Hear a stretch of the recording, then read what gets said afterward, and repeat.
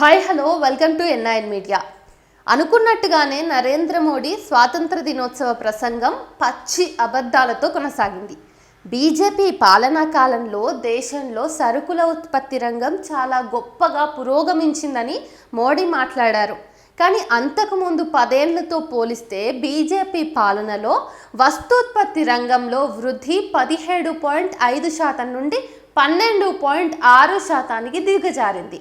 ఈ స్థాయిని మన దేశం ఎప్పుడో 1960లోనే దాటేసి ముందుకు పోయింది. మోడీ పాలనలో అక్కడి నుండి దిగజారిపోయామన్న మాటను మనం అర్థం చేసుకోవాలి. ఇటువంటి దిగజారుడునే మన ఆర్థికవేత్తలు పరిశ్రమల మూసివేత అంటే డీఇండస్ట్రియలైజేషన్ అని అంటారు. పరిశ్రమలు మూతపడుతున్న ఈ దుస్థితినే పారిశ్రామిక రంగంలో సాధించిన గొప్ప పురోగతి అంటూ చెప్పుకోవడం ప్రధాని మోడీకే చెల్లింది. స్వాతంత్ర దినోత్సవ సంబరాల్లో అందులోని ప్రసంగంలో ప్రత్యేకించి ఆర్ఎస్ఎస్ను ప్రశంసలతో ముంచెత్తడం కూడా సత్యాన్ని పూర్తిగా మరుగుపరచడమే. ఆర్ఎస్ఎస్ స్వాతంత్ర పోరాటంలో ఏనాడు పాల్గొనలేదన్న వాస్తవం అందరికీ తెలుసు. అంతేకాదు, ఒకవేళ భారతదేశానికి స్వతంత్రం వచ్చినా ఆ దేశం మన వ్యవహారాలను తాను నిర్వహించజాలదని, మళ్ళీ పాలనను నిర్వహించడానికి బ్రిటిష్ వాళ్ళని ఆశ్రయించాల్సి ఉంటుందని ఆ సంస్థ నాయకుడు ఎంఎస్ గోల్వాల్కర్ తన అంచనాను ప్రకటించాడు. అయితే దీన్ని మనం రామ్ పునియాని రచనల్లో చూడొచ్చు. ఇక మోడీ ఆర్థిక రంగానికి సంబంధించి చేసిన ప్రధాన ప్రకటన దగ్గరికి వద్దాం. అది వస్తు సేవల పన్ను అంటే జిఎస్టీలో ఇవ్వనున్న రాయితీలకు సంబంధించింది. 12%, 28% స్లాబ్లను ఎత్తివేస్తున్నట్టుగా ఆయన ప్రకటించారు. ఇంతవరకు 12% స్లాబ్ వర్తిస్తున్న సరుకులు ఇక ముందు 5% స్లాబ్లోకి వస్తాయి. అలాగే ఇప్పుడు 28% స్లాబ్లో ఉన్న వాటికి ఇక ముందు 18% వర్తిస్తుంది. దీని యొక్క దీపావళి కానుకగా చెప్పడం పాలకుల ఫ్యూడల్ భావజాలపు మానసిక స్థితిని సూచిస్తుంది. పన్నులు చెల్లించేది ప్రజలు. ఆ ప్రజల సొమ్ము నుంచే ప్రభుత్వానికి పన్ను ఆదాయాలు సమకూరుతాయి. అటువంటి పన్ను రేటును తగ్గించడం అనేది ప్రభుత్వం నుండి ప్రజలకిచ్చే కానుకగా చెప్పుకోవడంతో హేతువు తిరగబడినట్టు అయింది. ప్రభుత్వానికి వచ్చే పన్ను ఆదాయాలు ఏవో వారి ప్రైవేట్ ఆదాయాలైనట్టుగా మాట్లాడుతున్నారు. లూయిస్ 14 అనే ఫ్రెంచ్ రాజు రాజ్యం అంటే నేనే అని ప్రకటించినట్టు ఇప్పుడు మోడీ మాట్లాడుతున్నారు. ఈ ఎన్డీఏ ప్రభుత్వం నుంచి ఇటువంటి తలకిందుల ధోరణిని తప్ప ఇంకా ఏం ఆశిస్తాం మనం? ఆ కూటమి సీనియర్ నేతల్లో కొందరు ఆ మధ్య భారత సైన్యాన్ని మోడీ గారి సైన్యం అని ప్రకటించలేదా? ఇప్పుడు ప్రకటించిన కానుక గురించి పూర్తిగా తెలుసుకుందాం. ఇప్పుడు 28% స్లాబ్లో ఉన్న సరుకుల నుండి జిఎస్టీగా వస్తున్న ఆదాయం మొత్తం జిఎస్టీ ఆదాయంలో కేవలం 11% మాత్రమే. ఈ స్లాబ్ను 18%కి తగ్గించినందువలన ఇప్పుడు లభిస్తున్న ఆదాయంలో 10% మాత్రమే తగ్గుతుంది. 11%లో 10% అంటే 1.1% అన్నమాట. అంటే దీని వలన జిఎస్టీ ఆదాయంలో కేవలం 1.1% మాత్రమే తగ్గిపోతుంది. అదేవిధంగా 12% స్లాబ్ నుండి 5% స్లాబ్కి తగ్గించినందువలన ఈ స్లాబ్ ద్వారా వచ్చే మొత్తం జిఎస్టీ ఆదాయంలో 7% మాత్రమే తగ్గుతుంది. అంటే అన్ని రకాల స్లాబ్ల ద్వారా వచ్చే జిఎస్టీ ఆదాయంలో కేవలం 0.35% మాత్రమే తగ్గిపోతుంది. ఈ 2 రకాల రాయితీలు కలిపితే మొత్తంగా జిఎస్టీలో ప్రభుత్వానికి తగ్గేది కేవలం 1.45% మాత్రమే. ఆ మేరకు ప్రజలకు మిగులుతుంది అంతే. 2024 నుంచి 2025లో మొత్తం జిఎస్టీ ఆదాయం 22.08 కోట్లు. అందులో 1.45% అంటే 32,016 కోట్లు మాత్రమే అవుతుంది. 2024 నుంచి 2025 సంవత్సరానికి గాను అంచనా వేసిన జిఎస్టీలో ఇది కేవలం 0.0967% మాత్రమే. దాన్ని రౌండ్ ఫిగర్ చేసి 0.1% అని అనుకుందాం. అధికార ప్రతినిధులు మాత్రం ఈ కానుక ఇచ్చిన ఫలితంగా మొత్తం దేశ ఆర్థిక వ్యవస్థ విస్తరించడానికి దారులు తెరుచుకుంటాయని చాలా ఊదరగొడుతున్నారు.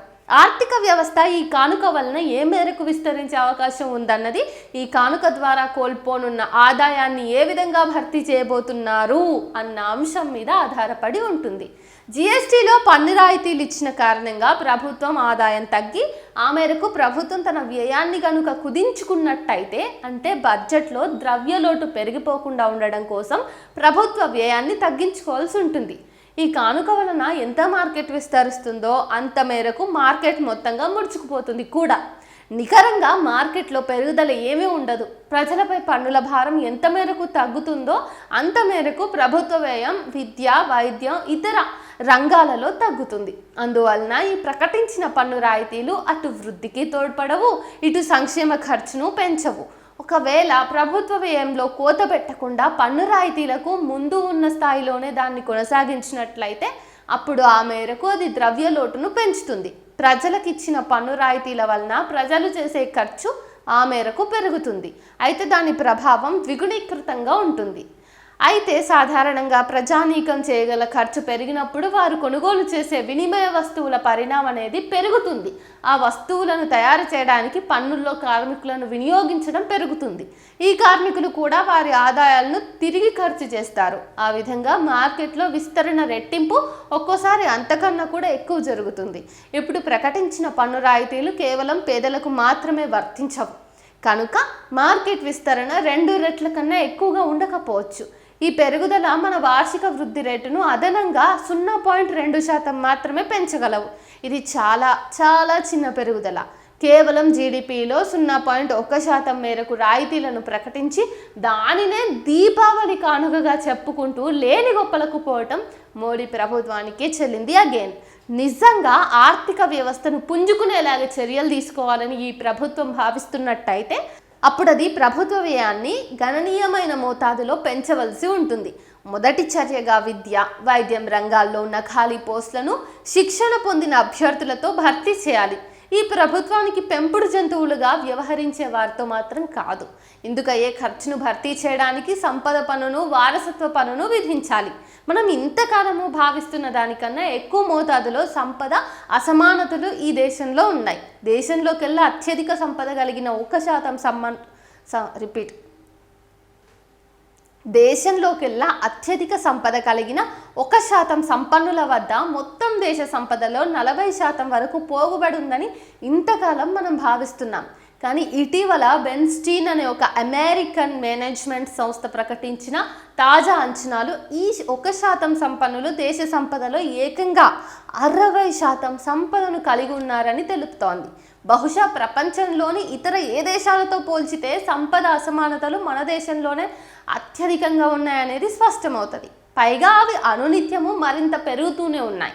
అందుచేత ఆర్థిక వ్యవస్థను పుంజుకునేటట్టు చేయాలంటే ఆ సంపద అసమానతలను తగ్గించేందుకు పూనుకోవాల్సిందే. నిజానికి అసమానతలను ప్రజాస్వామిక విలువలకు పూర్తిగా వ్యతిరేకంగా భావిస్తాం. స్వాతంత్ర దినోత్సవ సందేశం అనేది ప్రధాని తన ఆర్థిక వ్యూహాన్ని ప్రకటించడానికి ఒక మంచి అవకాశం. కానీ మోడీ ప్రభుత్వం ఆర్థిక వ్యవస్థ కోలుకోవడానికి దోహదం చేసే వ్యూహాన్ని దేన్ని కూడా ప్రకటించలేకపోయింది. చాలా అట్టహాసంగా దీపావళి కానుకను ప్రకటించింది. దేశాభివృద్ధికి తోడ్పడే చర్యలను చేపట్టే బదులు వట్టి కబుర్లతో ప్రజలను మభ్యపెట్టే ఈ ప్రభుత్వం నుండి ఇంతకన్నా గొప్పగా మనం ఏం ఆశించగలం? విద్య, వైద్యం పూర్తిగా వ్యాపారమయమైపోయాయని, వాటి ఖరీదు బాగా పెరిగిపోయి సామాన్యులకు అందనంత ఎక్కువైపోయిందని ఇటీవల ఆర్ఎస్ఎస్ అధినేత మోహన్ భగవత్ అంగీకరించాడు. ఈ విధంగా ఒప్పుకోవడం అంటే ఈ 2 ముఖ్యమైన రంగాలను నిర్వహించే ప్రధాన బాధ్యతను ప్రభుత్వమే చేపట్టాలని, నయా ఉదారవాద వ్యూహంలో భాగంగా ప్రైవేటీకరించడం మానుకోవాలని దాని అర్థం. అయితే మోహన్ భగవత్ మొత్తం వాస్తవంలో ఒక భాగాన్ని మాత్రమే అంగీకరించాడు. రెండో వైపు నుంచి ప్రభుత్వం నిర్వహించే విద్యా వైద్య సంస్థలను అతడి అనుచరగణంలోని గూండాలు, చట్టాన్ని అతిక్రమించేవారు ఆక్రమించుకుంటూ వాటిని ఒక పథకం ప్రకారం నాశనం చేస్తున్నారు. యూనివర్సిటీలలో ఆర్ఎస్ఎస్ అనుబంధ విద్యార్థి సంస్థల గుండాలు చెలరేగి అక్కడ ఎటువంటి ప్రజాస్వామిక చర్యలను కానీ, స్వేచ్ఛగా భావాలను వ్యక్తం చేయడం కానీ అనుమతించకుండా అడ్డుకుంటున్నారు. కనీస అర్హతలు కూడా లేని వారిని బోధనా విభాగపు పదవుల్లో నియమిస్తున్నారు. తాము ఎంపిక చేసిన వారిని రాష్ట్రాలకు గవర్నర్లుగా నియమిస్తున్నారు. ఆ గవర్నర్లే యూనివర్సిటీలకు ఛాన్సలర్లుగా వ్యవహరిస్తున్నారు. యూనివర్సిటీల పాలనా విభాగాధిపతులుగా కూడా ఆర్ఎస్ఎస్ వారినే నియమిస్తున్నారు. యూనివర్సిటీల నాణ్యతను కావాలనే ఈ విధంగా నాశనం చేస్తుంటే ఏ తల్లిదండ్రులైనా తమ బిడ్డలనటువంటి యూనివర్సిటీలకు ఎందుకు పంపుతారు చెప్పండి? ప్రభుత్వ నిర్వహణలో ఉన్న యూనివర్సిటీలకు ఒక ఒకవైపు నుండి నిధులలో కొరత పెట్టడమే కాక మరోవైపు నుండి పనిగట్టుకుని మరి వాటి నాణ్యతను దెబ్బతీయడం చూస్తున్నాం.